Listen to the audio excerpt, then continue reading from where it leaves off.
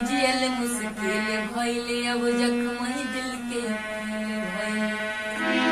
दुनिया में जियल मुश्किल भइले अब जख्मई दिल के भइल।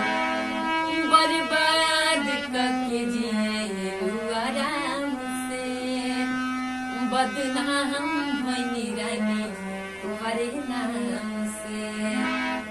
बर्बाद करके जिए आराम से, बदनाम भइनी रानी तुम्हारे नाम से।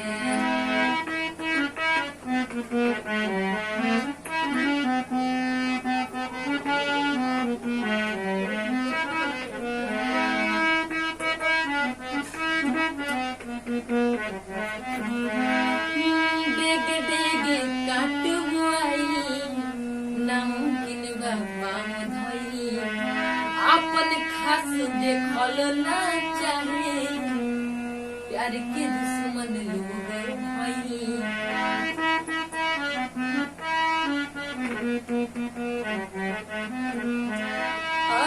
डेग डेग काट बुआई नामुमकिन बाम धई, अपन खास देखल ना चाहे प्यार के दुश्मन लोग भई।